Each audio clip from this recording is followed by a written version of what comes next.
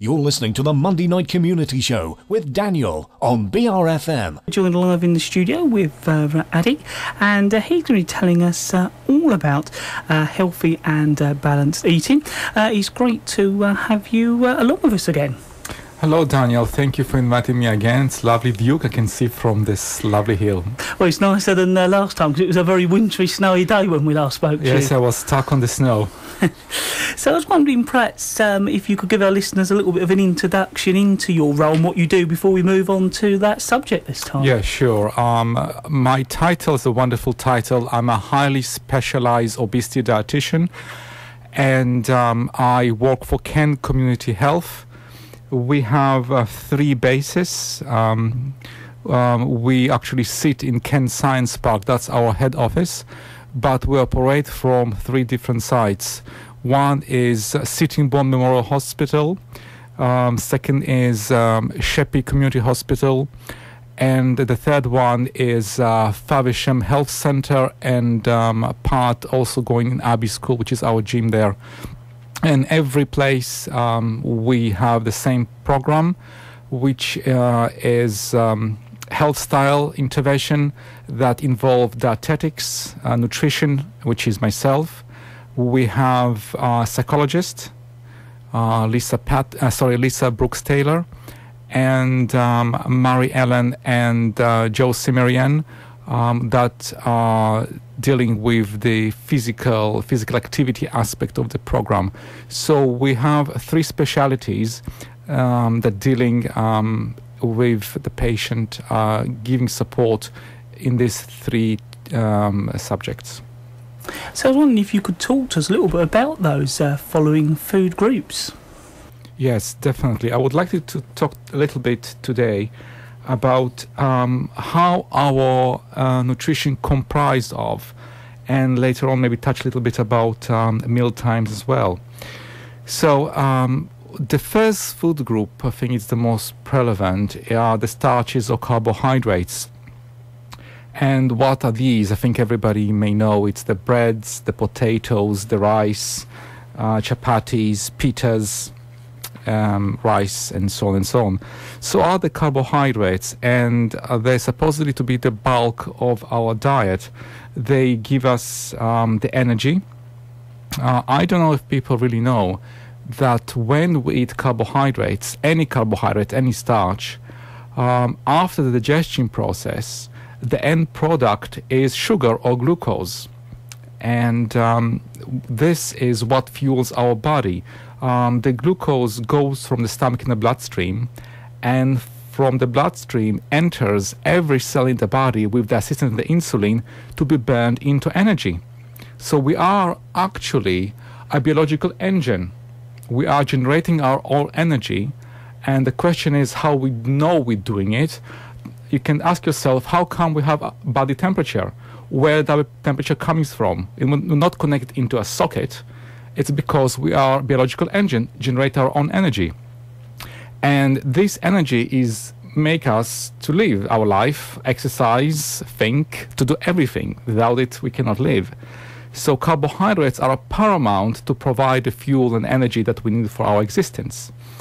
And the best type of carbohydrates are which one are digested slower, which will be the unrefined one, with the husk, with the fiber, will be the brown rice, brown pasta, wholemeal bread, or even better, granary bread, potato with skins.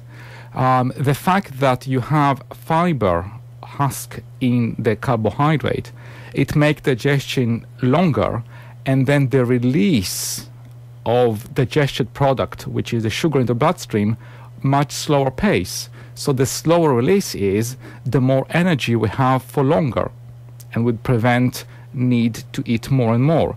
So that's quite important to eat starchy products in every meal, breakfast, lunch, dinner, that will cover our requirements until the next meal. I think we were going to talk a little bit about high sugar foods next. Yeah, I just wanted to connect what I just was saying before about the starches. I did mention that starches, when digested, are digested into the sugar, which is glucose. So people might be surprised to hear that, but then I think obvious question would be, what's wrong then eating cakes, pastries, biscuits, chocolates, that basically the sugar is already there? It's quite different because I just already mentioned it. You can feel the sugar, the sweetness in every sweet thing. You cannot feel sweetness in potato, bread, pasta. And that's exactly the difference is in starches, carbohydrates, the body takes the time to digest. It takes a few hours to do that. However, in cakes, biscuits, and sweets, the sugar is already there. There is nothing to digest. And in that case, if we eat something sweet, the sugar rises in blood straight away. And that can cause quite imbalance, specifically people with diabetes, but also people who want to control weight. There is no saturation level or satisfaction level for sugar. We constantly want to eat more and more. People know that if we open pack of biscuit, we will not take just 1 or 2 biscuits. We want to finish the whole packet. It's very difficult to control eating sweet things because the digestion is not digestion. We don't need to digest the sugar. So whenever we eat, we just want to more and more and more because the rise in the blood quite high. And when the blood sugar rises, it has to fall. We cannot just rise it constantly. That's the normal metabolism. And when the blood sugar drops down, we want more sweet and more sweet and more sweet. However, when we eat starches, the rise of the blood sugar is takes quite time, moderate rise. It can take about a few hours. That's the reason we digest it, it's slow release. And also it goes down quite mildly.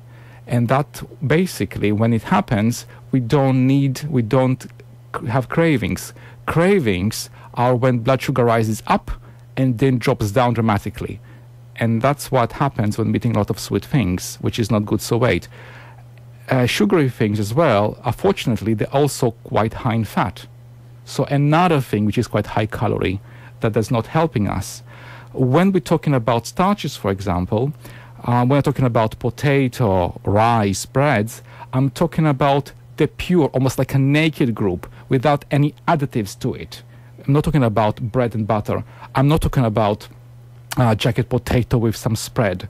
This is a different group. So when we're talking about starches, we need to understand that starches, which are helpful for our diet, helpful for our feeling satisfied, are the pure one. Pasta without the sauce. Sauce is a different group, and I'm going to talk a bit later.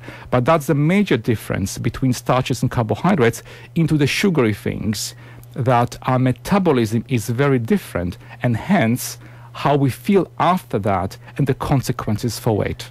And I think we're going to go on to talk about milk and dairy next. Yes, milk and dairy foods, quite delicious, I think. And essential as they provide our calcium, essential for our bones and teeth. However, some of these products are very, very high in fat, unfortunately, as we know, cheeses, hard cheeses, cream cheeses. And they can be a problem for weight.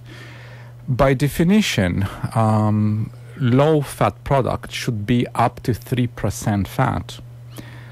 Hard cheeses and cream cheeses, people may be surprised that percentage of fat average is about 35%, which means it's a humongous amount of fat. And that's the reason these dairy products are a problem for weight. So we need to have a balance between the importance of dairy, as I mentioned, for calcium, for bones and teeth, and the fact that many of them are high in fat. So we need to make a selection, informed selection, to choose lean or even sometimes fat-free dairy products. So in mind that low-fat dairy products up to 3%, the best way is to consume semi-skimmed or skim milk. Yogurts should be low fat, up to 3%. So unfortunately, Greek yogurt with 11% is not the answer, but we can find definitely low-fat Greek yogurt up about 2.7%. And cream cheeses should be ultralight, or what's ultralight? Or ultralight. Basically, it's about 5% fat in cream cheeses, or extra light as well. It's another term. For hard cheeses is a problem because cheese needs fat to be created, and there's almost don't exist cheeses. I think there don't exist cheeses with 3% fat. So hard cheeses, something need to evaluate how much you want to eat, because as I mentioned, it's almost impossible to find low-fat hard cheeses.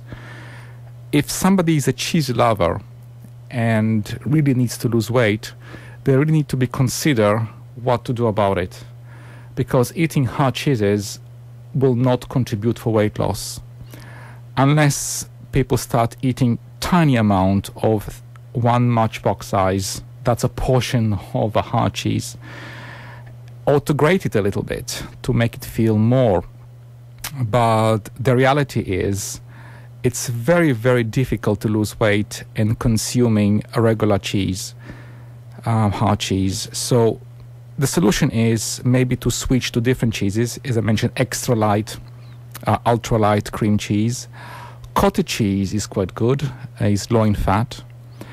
And maybe try a little bit fromage frais and the yogurts. Just to mention about the yogurts, it's important to have a low-fat yogurts, but if people like flavored yogurts, the fact, which means different flavors, fruity flavors, if the yogurt says low-fat, don't assume it's low-calorie, unless it's saying on the package sugar-free, because low-fat usually contributed for the flavor with sugar. So usually flavored yogurts quite high in calorie because of the amount of sugar. So if to be secure that the yogurt is low calorie and it's flavored, you want to see a statement on the packet of low fat or fat free and low sugar. If it does not saying low sugar, don't assume the flavored yogurt is low calorie, and people overlook that point. And I think that's basically a small information about dairy products. And I think we're now going to go on to proteins. Yes, Danielle. The next food group are the proteins, which are the meats, the fish, the eggs, and a little bit talk about the non-meaty type of protein, plant source. When talking about animal source of protein, we need to remember that even though protein is essential to our existence, it's a source of our organs, our cells made of protein. So basically we are one piece of protein, really. And meats that comes from animals are full of fat. So whenever we eat meat, we need to remember that we want to have it lean. And the way to do it is buy lean meats like chicken without skin, turkey, lean beef, and visually, if we have a piece of meat and there is a fat, we need to remove it from the piece of meat before cooking. And cooking method, unfortunately, frying and roasting in oil is not something you want to do because it introduces a lot of extra calories into the dish. So really frying should not be used as a cooking method at all. When we cooking meat, it can be baked, can be boiled, can be microwaved, can be grilled. That's fine as long as we don't add much additional oil into it. Fish are very, very important. Fish, but not buttered fish. I'm talking about plain fish and the same cooking method. Fish are very important because of the omega-3 fatty acids, oily fish. It's anti-inflammatory oil, very important for health. And the recommendation is to have fish at least twice a week. Additional proteins for people who are vegetarian, you have the plant source of proteins, which are the baked beans, the lentils, nuts, corn, tofu, and soya.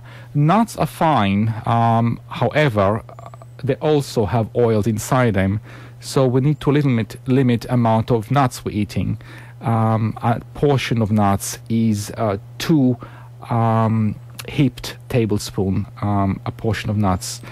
So whenever we eat proteins are essential, as I mentioned, but we need to remember that they should be lean as well. It's almost the same as a problem like with dairy products. The dairy products essential, but again, they can be high in fat, which you need to avoid. And when we're talking about fats as well, I need to mention about the other food groups, fats and oils. And that's the food group that makes a lot of problems for us. If you remember, I mentioned about starches. I said bread, potato, pasta are great, but the problem is what we add to it. The problem is the pasta sauce. The problem is the butter on the jacket potato and the bread and all the spreads. So we need to be very, very careful how we use our starches. So amount of oils and fats we're using should be a minimum.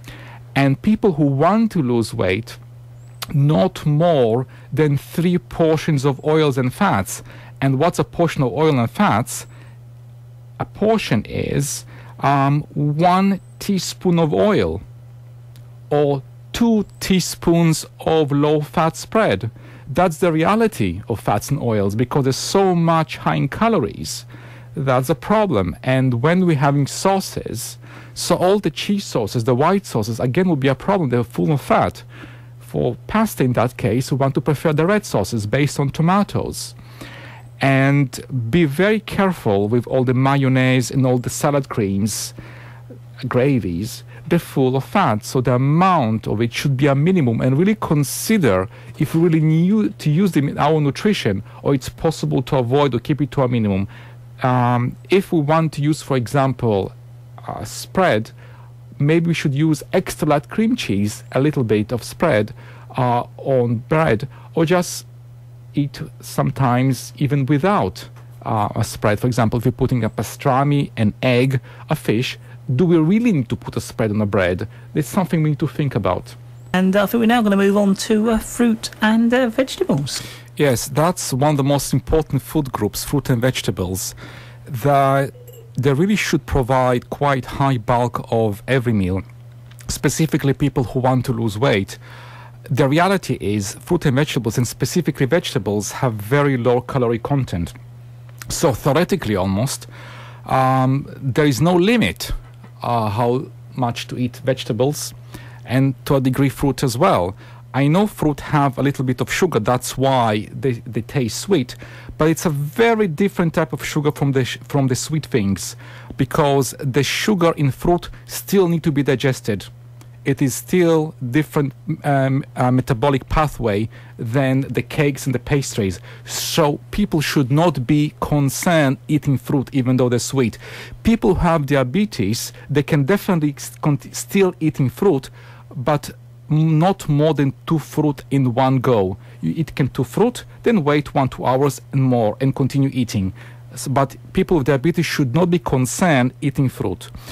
And as I mentioned, fruit and vegetables, relatively speaking, have low calories. They filling a meal, specifically people who want to feel full. The more we eat vegetables with our meal, the fuller we'll feel, fuller for longer. And they're lovely for snacks in between, carrot sticks, and some people like celery sticks.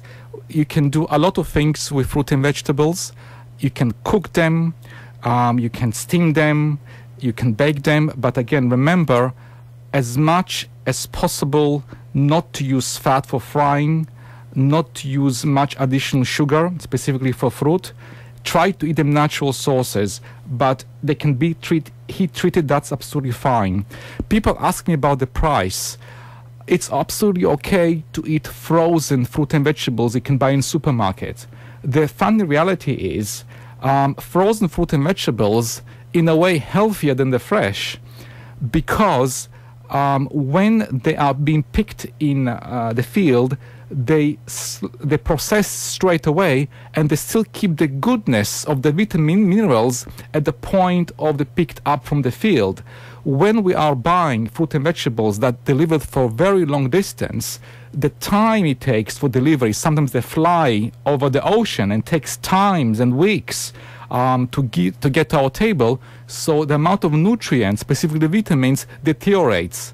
So it's quite funny, but frozen fruit and vegetables absolutely okay, and price-wise they're not very expensive, and so people should not be concerned of eating them and buying them, and so that's what I want to encourage. The government policy is to recommend at least 5 portion fruit vegetables a day at least, meaning we can eat more. So if people want to eat 10, by all means you can do that.